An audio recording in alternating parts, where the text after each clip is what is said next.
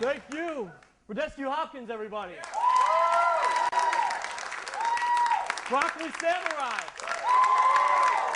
Welcome to the show. I am Steve Guy. Thank you. Welcome to the Big Dog Theater. It's our first episode. We're happy you can all be here joining us in this nice, hot summer month. We finally got good weather in Cleveland. How about that? Yeah. Already halfway through 2011. Yeah. You guys excited for that, right? Went by way too fast, yeah. No, but we've had a fun year so far, right? All sorts of interesting stuff been going on here in the headlines. We had the Super Bowl. That already kicked us off in January. Of course, Cleveland, we had the Steelers in it, but they lost, so give it up for that. Now, my favorite part of the Super Bowl, actually, was the headlines leading up to it. It was in Dallas this year, and they actually imported 10,000 strippers just for the week. Yeah. So for 1 week, the landlocked city of Dallas smelled an awful lot like fish. Just saying. You know, politically, we've had this battle that was being waged between Donald Trump and Barack Obama. Yeah, interesting stuff there. The whole big thing was the birth certificate, right? Then the birth certificate, I could talk to you, don't worry. The birth certificate finally comes out. Nobody asked the real question that needed to be asked. His mom's name is Stanley? Just saying. And then Trump, he says, oh, I can beat him, no problem. And why did he say? He said, I've had a great relationship with the blacks. I'm thinking you did, Donald, up until that moment. Just a thought there. You know, we've already had a few drinking parties, some holidays for us. Started off with St. Patrick's Day. Yeah.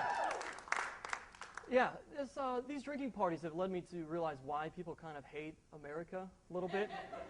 Round of applause if you're Irish and celebrate St. Patrick's Day. All right, well, she's just loud. Round of applause if you are not Irish and still celebrate St. Patrick's Day. All right. Of course, then we also had Cinco de Mayo. Round of applause if you celebrate Cinco de Mayo. I'm not going to break it down. Yeah, yeah. And this is why everyone hates us. Fun thing about Cinco de Mayo, of course, it's from Mexico, and we all go around saying, Happy Cinco de Mayo, which of course means we love this holiday so much that we're going to get drunk for it, but we don't quite respect your culture enough to learn the Spanish word for happy. Probably there's a couple people out there like, I didn't know they speak Spanish in Mexico, which again proves that point. So St. Patrick's, of course, at the same time was going on as March Madness, the NCAA tournament, right? Anybody pay attention to that? Yeah, yeah. I probably, like most of you, I was sitting in a bar on that day, and that was one of my favorite moments, because we're watching, and then interrupted, Barack Obama comes on the television to tell us that we're going to bomb Libya. And immediately, some drunk guy, not fully paying attention, stands up and says, Libya? Where's that in the bracket?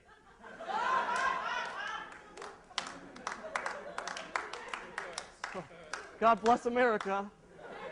That's why they love us, right?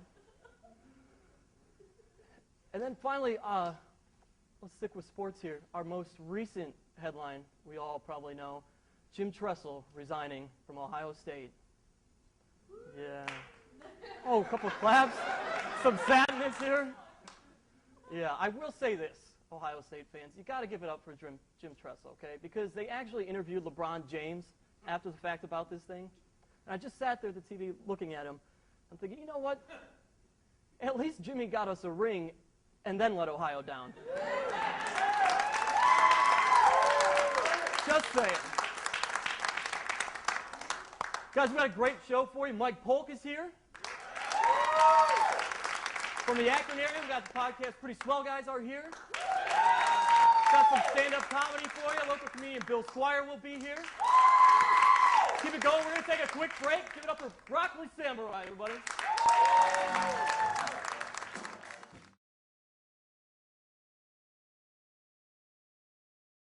Thank you. All right. So this next segment I want to introduce sometimes I have fun looking at goofy things and, well, those who are less fortunate. But we here at Up Late with Steve Guy, we want to help people out. So what we're doing right now are helping those less fortunate in love. On Craigslist is a little thing called missed connection. You go somewhere, you see somebody, you wish you would have talked to them, you go ahead and post it on the Craigslist. And these people don't really have a voice except for Craigslist. Until now. That sounds pretty. It does. It sets the mood, Q. You're right. Hottie in red truck, 527. You got on 90 headed west out of Cleveland during rush hour yesterday. Little flirty car tag made rush hour more fun than it normally is. Send me a note with my license plate name and let me know what your holiday plans are. I'm not sure what's creepier, that she posted this or if he actually knew the license plate. It's a thought. Here's a winner. Side job at your house. This was in Elyria. I did a side job at your house today for $40. You're a sexy little thing. I was hoping by giving your dad my number, you would text me. Either text me or hit me up on here. Yeah, I hope Dad hits him up. If you happen to go on Craigslist and you happen to hit up the missed connections, feel free to email some of your favorites to us at steveguy@uplate-tv.com.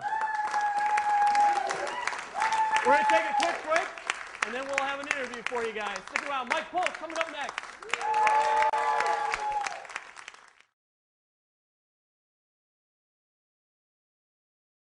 Welcome back.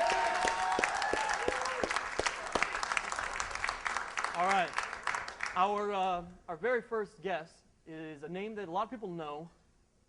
Nobody really knows how to describe what he does. But he's big in Cleveland entertainment. He's a friend of mine, so please give a nice warm welcome. He's part of Last Call Cleveland, which was actually just here. They performed Michael Stanley Superstar. Please welcome to the stage, Mike Polk. Hey, nice to hear. Hello, everyone. Oh, these are garage sale, huh? Craigslist. I'm getting a workout. Obviously, I like the Craigslist. It smells like someone's dog. Well, it might have been mine. Yeah. Mike, do you want a beer? Yeah, let's have some brew dogs. Let's get loose. Mike Polk, as I alluded to. First question, what do you do? Yeah. Why do people know you? You sound like my dad.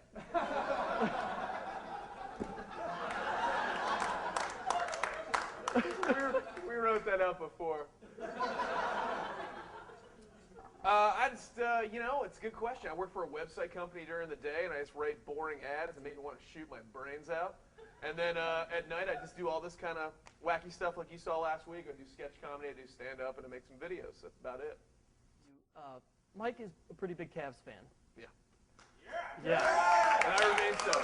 Yeah. Yeah. So backtrack 2010, and they, of course, want to know, will LeBron stay or go? I don't remember when I said this. You said, I think he's definitely going to stay. Oh. And if he were to leave, he would go to New York. So you're pretty way off. Yeah, I was way off on that. Yeah. But to show Mike's love, shortly after LeBron left, how did you react, Mike? Negatively. Very negatively. Michael also writes songs and plays them. You've probably seen him on YouTube. He does a lot of things. Hastily Made Tourism Video of Cleveland is on YouTube. That's Mike. And this one in particular, what was this song about, Mike? What are we talking about right now? We're talking about your song that you wrote in reaction to LeBron, about LeBron James. Yeah, I wrote a song about him being a bitch. Yeah. I did. Yeah. And honestly, yeah, and I believed it, and I still do. And unfortunately, I think things are going well for him. Unfortunately, but that doesn't make him any less of a bitch. I mean, absolutely. Here's the thing: we never ever argued that he was a good basketball player. Nobody's like, you suck at basketball. Nobody ever said that. Right. All we said was that he was a bitch. We didn't like how he was handling his business. That's all. And that has not changed, no matter how many rings he wins. There you go. But you hear that sound, you hear like people applauding when you say something like LeBron James is a bitch. Yeah. Like, I'm not gonna lie, that was just a sheer, look at that, they can't control themselves. No. LeBron James It was a sheer pandering move on my part. You see that there's an opportunity. Like a month later, I made something begging him to stay. That was, again, taking advantage of his opportunity. Yeah. And it was terrible. But the thing is, it makes people excited. So that's what you have to do. Yeah, which that's because this is the USA, the best country in the world. I mean, it's easy. It's easy. That's all you have to do. You can't do that. That's not successful unless they chant USA. So No, you're right. You want to try to? Maybe you should try to. Yeah, you don't have to prompt it. That guy's doing it. That was terrible. I can't believe you guys don't like this country. Right. But let's talk about the positive video you made, trying to suck the teat of LeBron James and get him to stay. Maybe some of you saw it. Mike actually got most of Cleveland's celebrities together to sing "Please Stay LeBron." What was that? It was like a little Band-Aid action. It's irrelevant.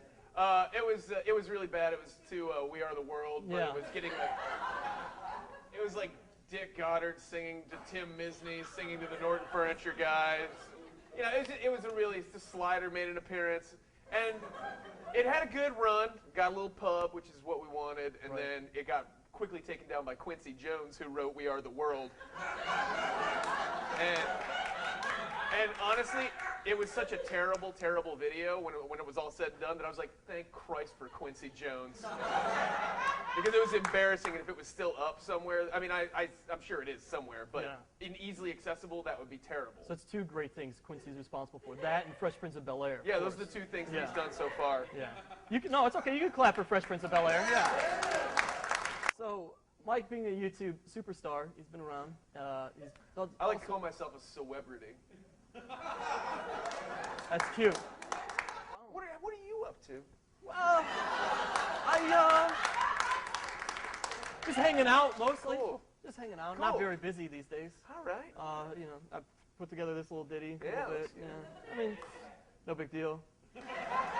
About 10 minutes. Yeah. 10 minutes is what it took. Yeah. Cool. Yeah. Where are we getting? Are we getting to the bottom? Yeah, we're getting to the bottom. Calm yourself. So one thing that I thought would be fun is a lot of people have MP3s, iPods, whatever the case may be. 3 random songs out of Mike Polk's iPod.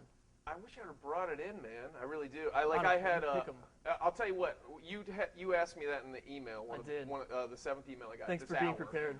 And I honestly did push random, and the first things that came up. This isn't very funny, but one of them was something from the latest Kanye West album. And then another one was an Irish drinking song. And then the last one was Queensryche's Silent Lucidity. That's what you call diversity, people. That's diversity right there.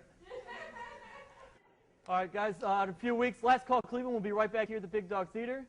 And next weekend, June 10th at Tangier's in Akron, catch Mike with the other guys in Cleveland comedy. Mike Polk, everybody. You're more than welcome to have a seat at our bar, Mike. When we come back, we'll have the Pretty Swell Guys for you, folks.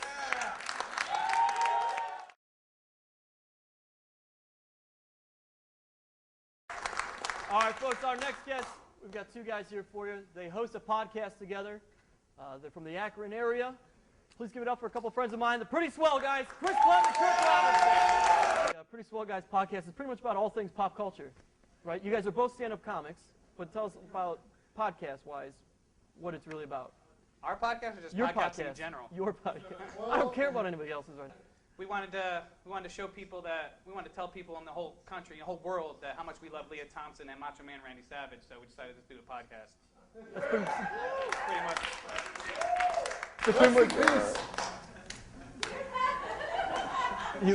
You might as well do it. This is going to go all night with you holding it in. Chris Clem. Chris Clem, big fan of the wrestling. And go ahead, Macho Man. I want to say, I'm not the only big fan of wrestling. No, I love the A wrestling. certain late-night TV show host, I think, went to WrestleMania with me, if I remember correctly. Yeah. No, not at all. WrestleMania 27. Mike the Miz, Cleveland retaining our only championship in the last 40 years. So, yeah. But You want me to leave so you guys can talk about wrestling? no, we'll get to your boring life here in a second. I don't see you contributing much anyways. I like how I have to be out here with another guest. So Apparently I haven't made enough YouTube videos to be out here by myself. well, how long do you guys have you each been doing comedy though? About the same time, 4 years. 4 years. Yeah. And how much of that have you been funny? We're still trying. We're Working still on trying. that. Yeah, we're trying. We're on the Steve Guy scale. We're funny if there's cameras around. Right. That is when funny matters. When there's a camera. That's all that matters. When there's a camera is when you should be funny. Yeah. I think maybe. Right, Mike Polk? I just got approval from the celebrity. Did I say that right? It sounds like Elmer Fudd. Yeah. Did you ever win a Webby? Why don't you guys do your thing over there? Chris Clem, Kirk Robinson, everybody. Stick around. We'll have some stand-up comedy for you. We'll come right back.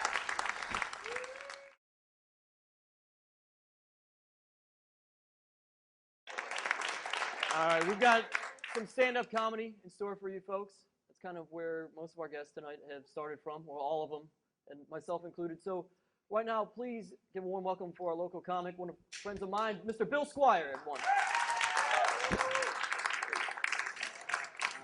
Hey, all right.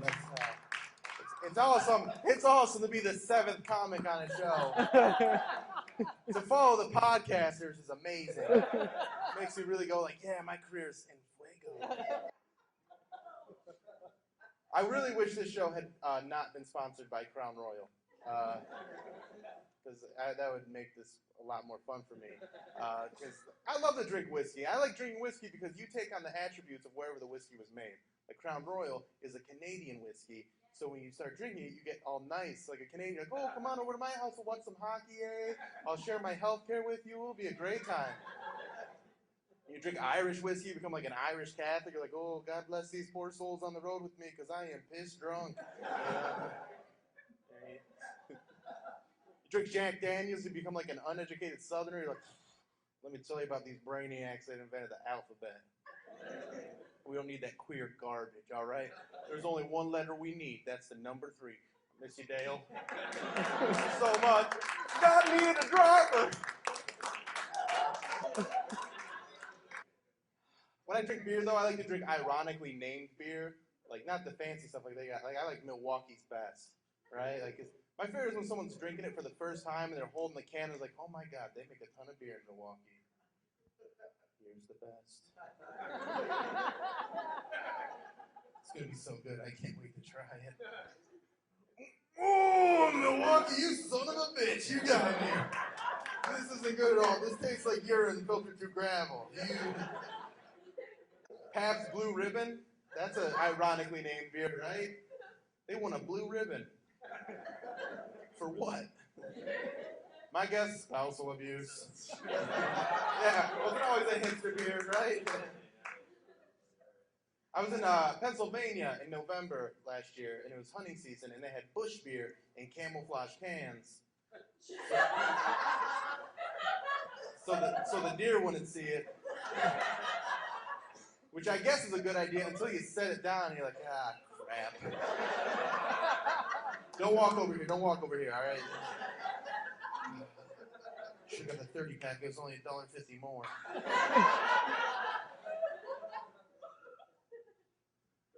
I like to drink. A lot of my friends like to play drinking games. I don't like to, I have reasons. I just, that's why I like to drink. They like to play games like Never Have I Ever. Do you guys know that game? If you don't know that game, what you do is say, never have I ever. Then you say something kind of strange that you've never done. If the other people playing the game have done that thing, then you have to drink. And I can't play that game because I've done too much weird stuff, and I get way too drunk. Like if someone be like, never have I ever masturbated in a Subway restaurant. Guess who's drinking, right? Yeah, well, it wasn't store hours, everybody. I had the doors locked. I was closing. It was a long day. It was clean. Don't worry. I had my gloves on. But they call each other. We were taught sticks and stones will break your bones, but names will never hurt you when I was a kid. And so we're like, well, let's go get some sticks and stones. Beat the hell out of each other. And like, that's what we did. Like, I had brothers, and we would hurt each other all the time. Not even when we were fighting, we played games that hurt each other, like played Mortal Kombat. Not the video game. We made up our own version. We played in real life. And that's how we did it. We took a rock, put it inside of a sock, for padding, and then tied a rope around the end of it, and we throw at each other, try and trip each other. And we were playing this one time in our basement. Well, we only played it one time. We were playing in our basement, and we didn't have a finished basement. It was just all concrete everywhere. And I was like 12. And my little brother was like 5. I know, that's a good story. And I was like, Mortal Kombat, and everybody would run across the room, and I threw it, and it wrapped around his feet, like, perfectly, And I was like, get over here. He goes airborne for a moment, and then he fell on his elbow, and it shattered. I know, we were mad at him, too. We're like, come on, Steve, why you gotta ruin the game? But now we had a problem. We had to figure out what to tell my parents because we couldn't tell them that we were playing Mortal Kombat because then they think it was a bad influence and they take our video games away. So instead, we told them that we were acting out a scene from the Bible.